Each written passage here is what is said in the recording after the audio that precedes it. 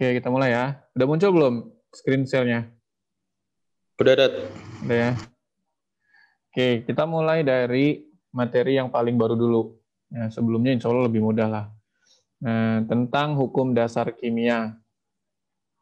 Hukum dasar kimia ini nanti akan mendasari konsep akhir atau tentang konsep mol, kemudian juga sebagai induknya dari perhitungan kimia. Nah, itu nanti dari 5 hukum dasar ini. Nanti totalnya ada 5 hukum dasar yang akan kita bahas, yaitu dari Antoine Laurent Lavoisier sampai dengan Avogadro. Nah, hanya saja sebelumnya untuk Antoine Lavoisier ini kita sudah pelajari sebelum di awal, waktu sebelum masuk ke materi tentang persamaan reaksi. Intinya dari Lavoisier itu bilang bahwa masa sesudah dan sebelum reaksi itu harus sama, gitu ya.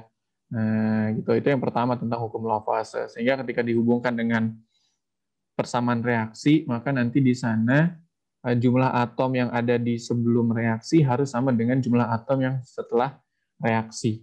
Gitu. Nah, sebagai contoh yang sederhana adalah seperti ini.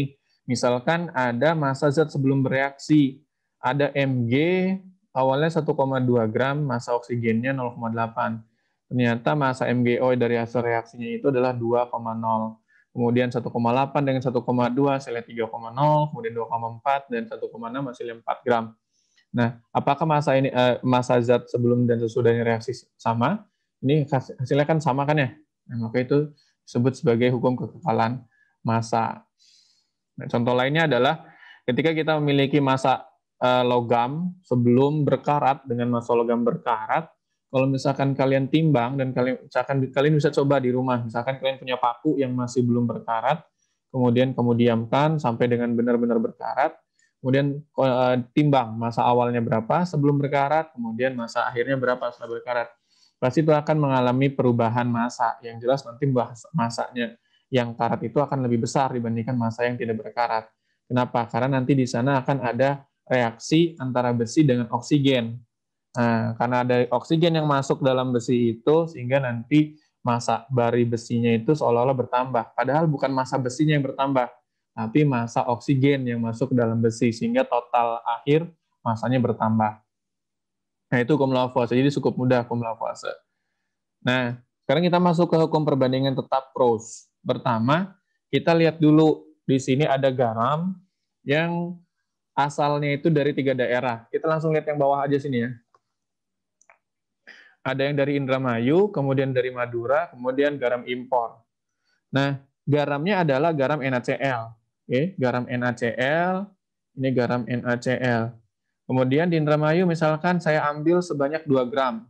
Dari Madura sambil 1,5 gram, dan dari yang garam impor saya ambil 2,5 gram. Kemudian setelah dianalisis, ternyata massa NaCl atau massa Na dan massa Cl dalam 2 gram ini, Na-nya itu 0,8 gram. Gitu. Dan ternyata Cl-nya 1,2 gram. Kemudian,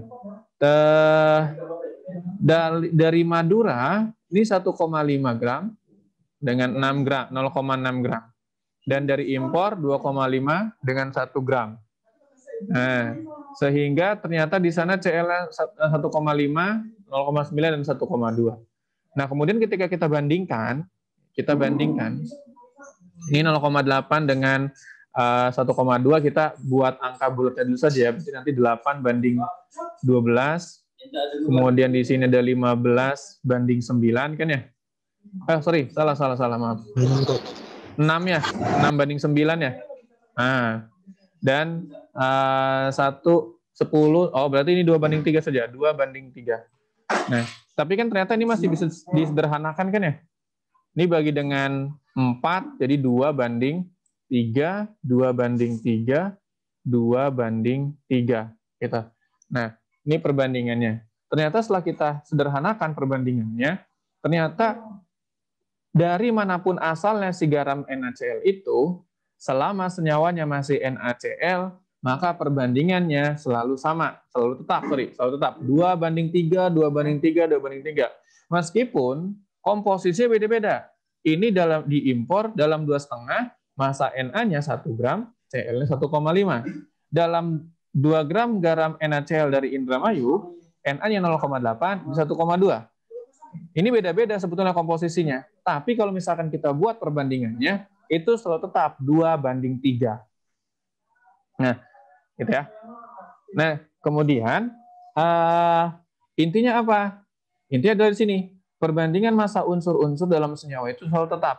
Jadi selama kamu masih ngomongin tentang NaCl, maka dimanapun asalnya NaCl itu, maka perbandingan massa unsurnya dalam NaCl, Na-nya 2, Cl-nya 3, dari manapun tempatnya. Sama dengan senyawa yang lain, misalkan Mg dengan O, MgO. Mg-nya misalkan 3, O-nya 4. Ya dimanapun, nanti perbandingan paling sederhananya itu adalah 3:4. Meskipun nanti komposisi beda-beda, ada yang 6 gram dengan 10 gram, atau 6 gram dengan 8 gram, dan seterusnya. Gitu. Nah, itu dimaksud dengan hukum Proust. Oke, mau catat dulu nggak? Boleh, Dad. Boleh, dari sini ya berarti ya? Nah, dari sini, tapi yang bagian bawah aja yang ada tabelnya. Sudah berarti ya, kalau nggak ada jawabannya. Oke, kita lanjut. Nah, tadi bunyinya begini kata hukum Proust. Nah ya, perbandingan massa unsur dalam senyawa ya. Dalam senyawa selalu tetap. Nah, itu bunyinya kayak gitu. Perbandingan massa unsur-unsur dalam senyawa selalu tetap. Oke, sekarang kita coba aplikasikan ke dalam soal. Nah, misalkan begini. Oke.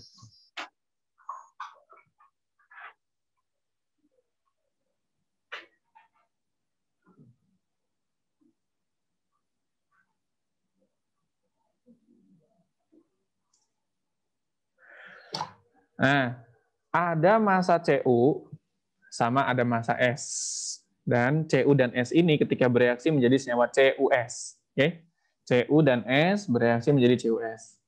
Awal, saya punya 18 gram Cu-nya. Kemudian S-nya cuma 2 gram. Ternyata setelah 18 gram Cu dan S ini bereaksi, yang jadi CuS cuma 6 gram. Dan setelah ditelisik, ternyata ada sisa Cu di sini. Berarti, saya tanya dulu, yang bereaksi dari Cu ini ada berapa? 4, Dad. Nah, good. 4 ya. Ada 4 gram yang bereaksi dari si senyawa, si unsur Cu-nya. Nah, kemudian, ketika saya punya 8 gram Cu dan 8 gram S, ternyata massa CuS-nya itu 12 gram. Di sini nggak ada sisa. Artinya apa? Cu sama S-nya ada yang sisa nggak? Artinya Cu dan S ini, dia semuanya habis bereaksi ya. Ini habis bereaksi.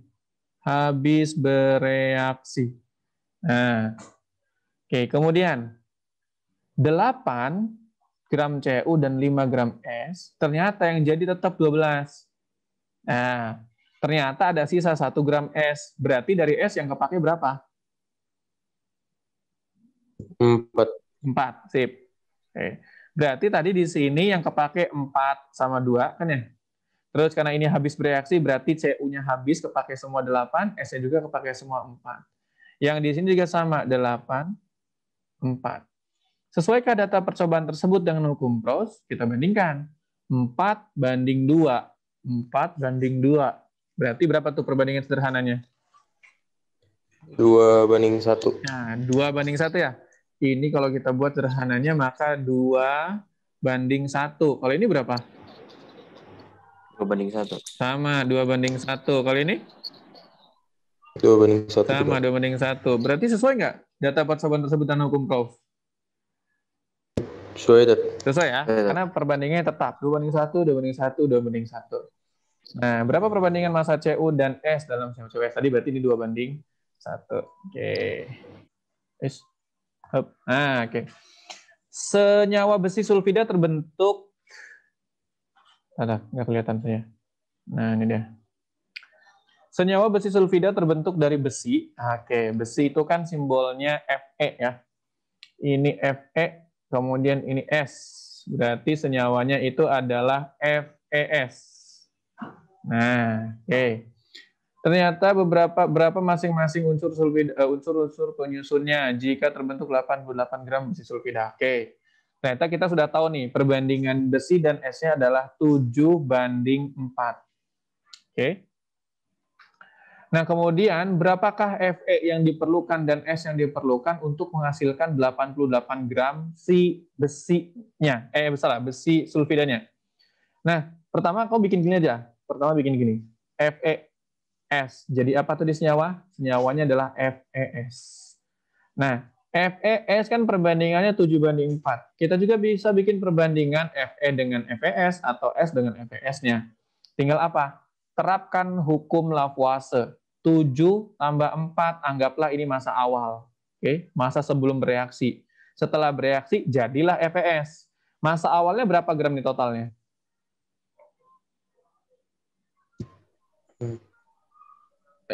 Jadi Sampaikan 11 jadi berapa nih? Nah, betul, 11 ya. Nah, 11. Nah, kemudian berapa gram supaya dapat 88 gram?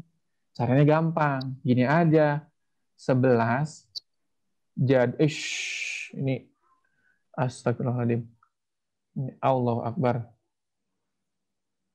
Wait, tunggu bentar. Ini agak error ininya. Nih.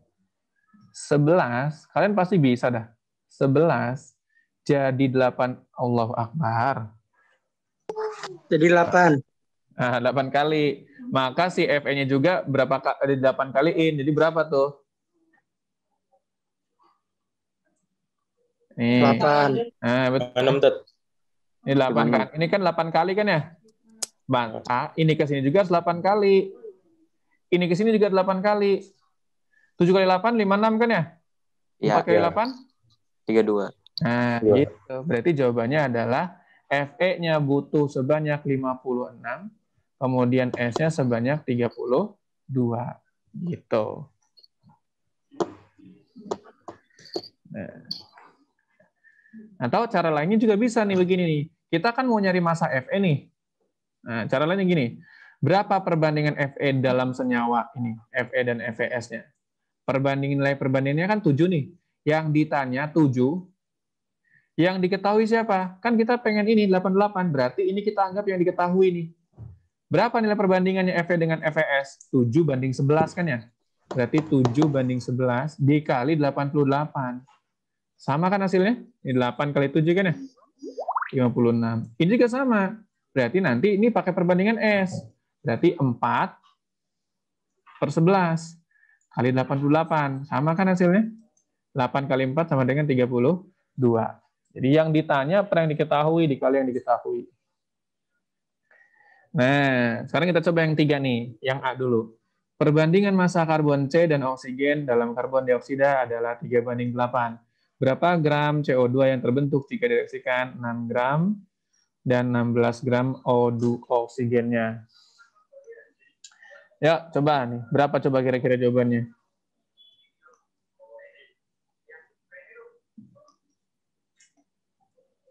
Ayo.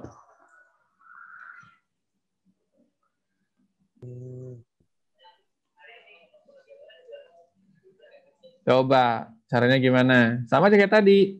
Nih kamu perbandingan 3:3, 3:8. Sekarang kamu punya 6. Berarti berapa kali lipat? 2 Dat. Nah, 2. Terus 8 ke 16 berapa kali lipat? 2 juga. Nah, ini kalau misalkan dibandingin jadi berapa nih? Sama kan ya? 3:8 kan? 3 banding. Ya udah, kalau udah sesuai dengan perbandingannya, langsung jumlahin aja berapa? Berapa dong? 11. Berarti jadi 22. Nah, betul. 22 gram. Gitu. Gimana Zat?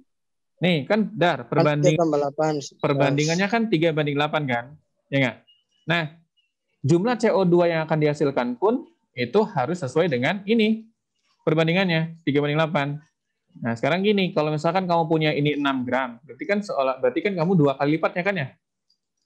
Berarti berapa O yang diperlukan? 2 kali lipatnya juga, 8 kali 2 berapa? 16. Nah, tadi butuh 6, ini 16. Kalau sudah sama-sama sesuai dengan perbandingannya, langsung jumlahin 6 tambah 16. Sama dengan 22 gram. Gitu. Misalkan kamu sekarang karbonnya misalkan 12. Berarti butuhnya berapa si oksigennya? Ya 3 ke 12 berapa kali? 4 kali kan? Maka oksigen yang diperlukan juga harus 4 kali. 4 kali 8, 32. Gitu caranya. Itu yang pertama. Nah, sekarang yang B. Ini 6 gram karbon sama 8 gram oksigen. Kira-kira jadi berapa? Coba. Pertama, ini udah sesuai dengan perbandingannya belum? Belum. Belum. Kalau tidak sesuai dengan perbandingannya, perhatikan sini ya. Kalau belum sesuai dengan perbandingannya, cari dulu siapa yang habis. Oke. Yang pertama, cari yang habis dulu. Cari yang habis. Caranya gampang. Masanya dia dibagi dengan perbandingan dia. Perbandingannya. Contoh, masanya si C. C kan masanya 6 nih. Berapa nilai perbandingan dia? 3 kan ya? Berapa hasil 6 bagi 3? 2. 2. Oke. Terus, sekarang masanya oksigen dibandingkan perbandingannya oksigen. Dibagi dengan perbandingannya oksigen. Berarti masanya kan 8. Dibagi berapa tuh? 8 ya, sama dengan 1. Berarti siapa yang habis? Yang habis itu yang lebih sedikit. Mana tuh yang lebih sedikit? O-nya tuh. Nah, Oksigen. berarti di sini harus habis. Kalau misalkan harus habis yang ini, berarti ini harus ngapain? Yang ini akan bersisa. Gitu ya. Jadi nanti O-nya habis, C-nya balik. O-nya habis, C-nya bersisa. Nah, terus berapa yang dihasilkan? Ya, kita lihat. Ini kan yang habisnya kan 8. Nah, kemudian kalau perbandingan awalnya berapa tadi? 3/8 kan ya? Sekarang kamu punya 8. Ya udah butuh berapa? Kalau oksigennya 8, berarti C-nya harus berapa? Lihat perbandingannya. 3. 3 juga, kan ya? Nah, kemudian udah berarti C-nya yang diperlukan 3 gram, oksigen diperlukan 8 gram. 3 tambah 8 berapa? 11. Nah, 11 gram yang dihasilkan. Saya tanya, ada sisa nggak si oksigennya? Ada sisa nggak oksigennya? Ada 2. Oksigen. Oh, enggak. Habis. Oksigennya habis. Karbonnya ada sisa nggak? Ada 2. Enggak, bukan 2. Lihat, oksigennya, karbonnya tadi awalnya berapa? 6 gram kan ya? Yang kepake berapa? Yang pakai 3, sisa 3. Nah, sisa karbon sama dengan 3 gram. Itu. Oke? Nah, sekarang coba nih, kalian coba kerjaan yang C nih. Kira-kira berapa karbon dioksida yang dihasilkan dan berapa sisa C atau O yang di hasil akhirnya. Caranya sama. Pertama, kamu cari dulu siapa yang habis, kemudian lihat perbandingannya.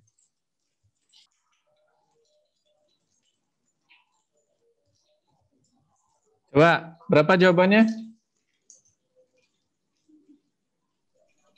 O-nya ini bukan Tat. Sisa berapa ya? Sisa berapa? 8, ini Tat. 5 bukan? Oh, so 8,5 sisanya. Salah berarti. -2 bukan ya, Tat?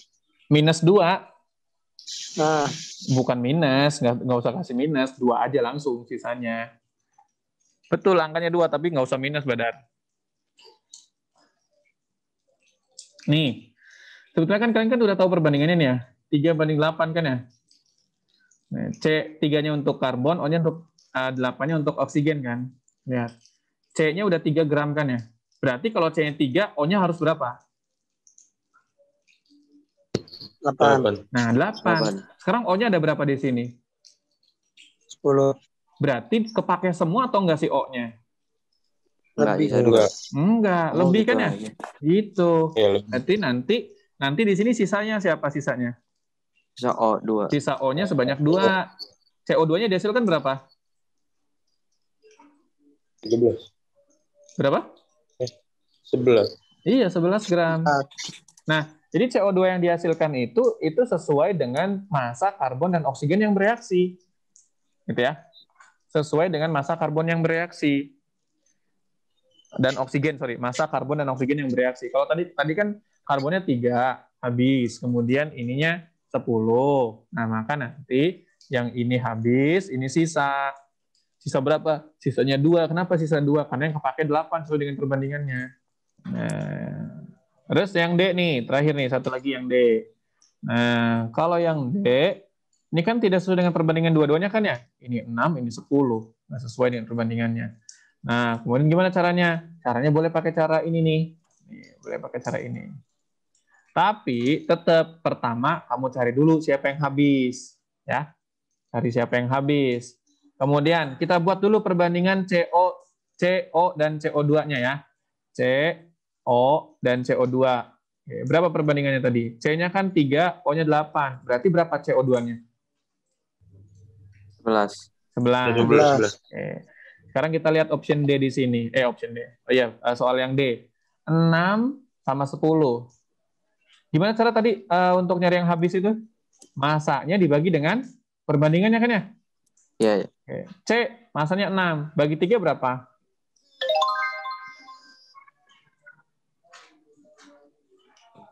2 kan ya? Nah, 2. terus, yang oksigennya 10 bagi 8 kan ya? 10 bagi 8 berapa? Kira-kira aja, kira-kira. 2,5. Hah? 10 10 bagi 8 ke 2,5. 2,8. 1, sekian kan ya? Ya nggak?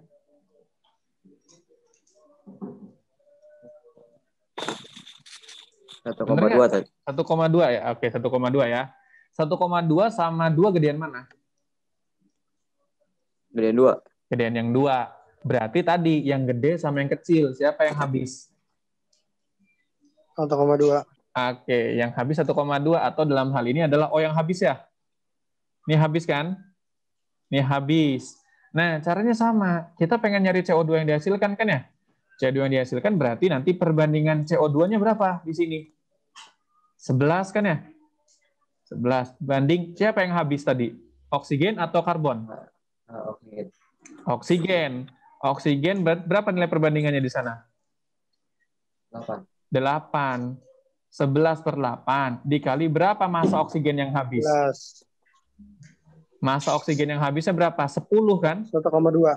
Nah, berapa tuh hasilnya? Berapa coba? Kira-kira segitulah ya. Di 110/8 hasilnya. Ini massa CO2 yang dihasilkan. Gitu. Nah, ini juga sama. Kalau misalkan nyari berapa karbon yang terpakai, ya berarti pakai perbandingan karbon. Berarti nanti di sini 3, yang habisnya siapa? Yang habisnya kan oksigen, berarti 3/8. Aduh. Gimana nih caranya?